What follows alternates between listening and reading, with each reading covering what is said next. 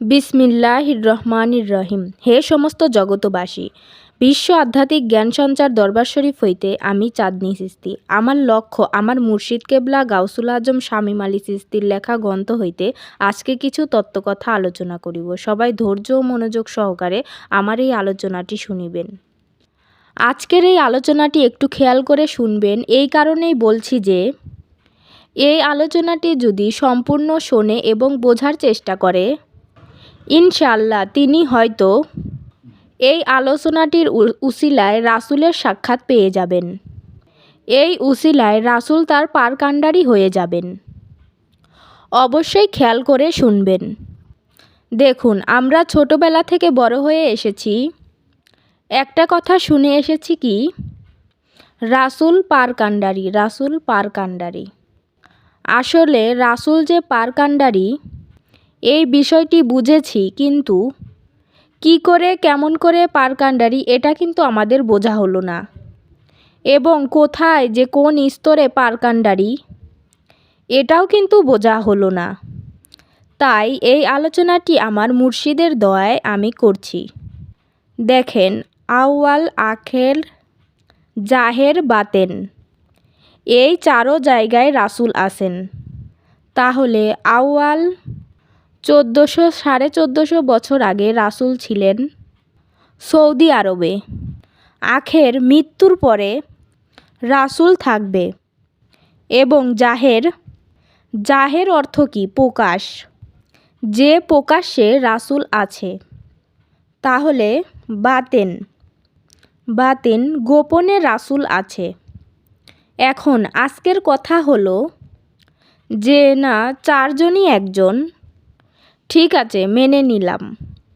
যদি বলেন যে চারজনই চারজন, তাও মেনে নিলাম। তবে একটি কথা দেখেন, এই চারজন যে চারটি জায়গায় থাকবে, এই চারজনের মধ্যে কোন রাসূলের পায়রূপী আপনি করবেন এবং কোন রাসূল আপনাকে পরপারের নিশানা দেখাবে, এবং আপনার মাঝেই আপনি যে স্তরেই যেখানেই বসবাস করেন, যেখানেই থাকেন না কেন, যে কোন রাসূল আপনাকে সর্বদা পরামর্শ দিচ্ছে, ভালো কাজের পরামর্শ দিচ্ছে, কোন রাসূল। এখন আউয়াল 1400 বছর আগে ছিল, জাহেল বাস্তব রাসূল আছে, প্রকাশ দেখা যায় সেই রাসূলকে। সেই রাসূলটি কোথায় এবং দেখতে পারি সেই রাসূলকে কোথায় গেলে। দ্বিতীয়ত আখের, মৃত্যুর পরে রাসূল থাকে। তাহলে বর্তমানে বাতিনি রাসূলটা কোথায়? দেখেন, বাতিনি রাসূলটা যদি আমরা খুঁজতে যাই, সে কিন্তু গোপন। আবার বলা হয়েছে জাহের, মানে প্রকাশ্যে রাসূল আছে। প্রকাশ্যে যাদেরকে রাসূল বলবো তাদেরকে নাইবে রাসূল বলা হয়, বা এদেরকে সরাসরি রাসূল বলা যায় না। তবে এভাবে বলতে পারেন, তৌহিদেরই মুর্শিদ আমার মুহাম্মদের নাম, তৌহিদেরই মুর্শিদ আমার মুহাম্মদের নাম। তাহলে রাসূলের আরেক নাম হলো মুর্শিদ। তো রাসূলের আরেক নাম যদি মুর্শিদ হয়, বর্তমানে যে অলি আউলিয়ার যুগ, পীর মুর্শিদের যুগ, একজন পীর সাহেব যদি কামেল ব্যক্তি হয়, তাকে কিন্তু মুর্শিদ বলা হয়, কিন্তু রাসূল বলা হয় না। কিন্তু মুর্শিদই কিন্তু রাসূল। যাই হোক, বাস্তব রাসূল নিজ মুর্শিদকে দেখলে নিজ রাসূলকে দেখলাম বাস্তবে, এটাই মনে করতে, আর সেই রাসূলের সাথে কখনোই বেয়াদবি চলে না, তর্ক চলে না, এবং তিনি যে সাজেশন দিবে আমরা সেই সাজেশনেই চলব। তাহলে আমাদের জীবনে ভালো কিছু ফল আসবে। এবারে আসব, মানুষ এ কথাটা সবসময় বলে যে রাসূল পারকাণ্ডারি। এখন পারকাণ্ডারি যিনি, তিনি কিন্তু জাহেরে যে রাসূল, তিনি কিন্তু আমার পারকাণ্ডারি নন। যাকে মুর্শিদ বলি, তিনি কিন্তু পারকাণ্ডারি নন। তিনি আমাকে সুপথ দেখাবে আর সাধনা দিবে, আমল দিবে। বাবারা, তুমি এভাবে চলো, এই চরিত্র গঠন করো, এভাবে তুমি আল্লাহর কাজ করো, তাহলে তুমি তোমার গন্তব্যে পৌঁছে যাবে। আর যদি এগুলো না করো তাহলে তুমি যেরকমটা সেরকমই থেকে যাবে, এমনকি আরও পাপী হতে পারো। জাহেরের রাসূল, যিনি মুর্শিদ, তিনি এই পরামর্শ দিয়ে দিবে, তিনি কিন্তু আপনাকে পার করে দিবে না। এই একটা সাবজেক্ট গেল। এবারে আরেকটি সাবজেক্ট হলো বাতিনি রাসূল। যে রাসূল আপনার অন্তর আত্মায় মিশে আছে, আপনার বিবেকে মিশে আছে। আপনি একটা খারাপ কিছু করতে যাবেন, তখন আপনার বিবেক বলতেছে করা যাবে না, এটি করলে পাপ হবে, কিন্তু আপনি ছয় রিপুর তাড়নায় পড়ে লোভের বশবর্তী হয়ে আপনি খারাপ কাজটা করে ফেলেছেন, মানুষের আত্মসাৎ করে ফেলেছেন। তখনই বুঝতে হবে যে আপনার অন্তরাত্মায় বসত করে সে রাসূল আপনাকে বলেছিল যে এই কাজটি করিস না, কিন্তু তখন আপনি তার কথাটি শোনেননি, ওই খারাপ কাজটি করে ফেলেছেন। যখন ধরা খেয়ে গেছেন তখন আপনি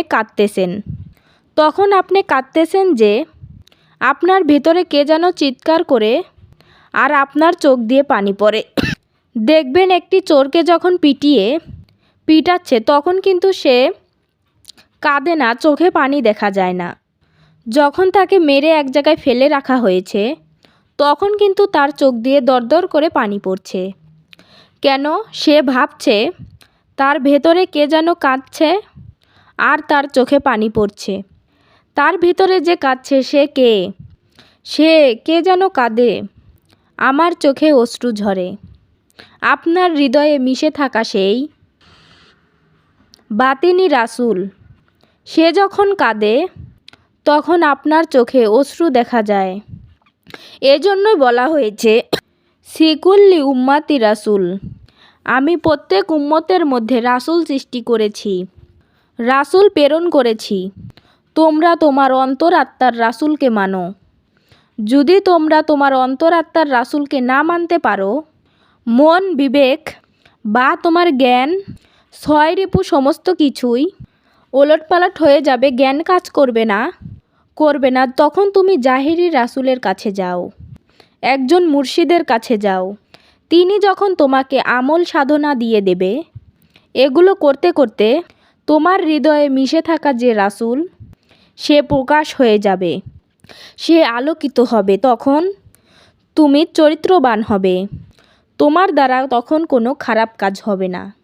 আখেরের রাসূল, মৃত্যুর পরে যে আখের হবে সেখানেই আপনারও রাসূল সেই শেষ বেলাতেও, সেই শেষ দিবসেও আপনার সামনে হাজির হবে। যদি আপনি কোনো ভালো কাজের কর্মের হয়ে থাকেন, আপনার ভালো সাক্ষ্য তিনি দিয়ে দিবেন। আর যদি খারাপ হয়ে থাকেন, খারাপ সাক্ষ্যটাই দিয়ে দিবে। এবারে আসি হযরত মুহাম্মদ সাল্লাল্লাহু আলাইহি সাল্লাম, যিনি 1400 বছর আগে দেহ নিয়ে এসে গিয়েছিলেন। তিনি এই দেহটাকে ক্ষতবিক্ষত করেছে মানুষকে বোঝাতে, মানুষকে হেদায়েতের পথে আনতে। যখন এই শিক্ষাগুলো তিনি মানুষকে দিতেন, যখন আল্লাহ কোরআনের মাধ্যমে, ওহির মাধ্যমে আয়াতগুলো দিত, সেই আয়াতগুলো পেয়েছি আমরা কোরআনের মধ্যে। সেগুলো পড়ে পড়ে বুঝতে পারছি আউয়াল, আখের, জাহের, বাতেন, এই চারো জায়গায় রাসূল আছেন। কোন রাসূলের প্রতি আমরা কোন প্রেম, কোন জ্ঞান, কোন ভালোবাসা রাখব। আজকে আপনাদের সামনে যে আলোচনাটি করা হলো, মুর্শিদ নামে যে রাসূল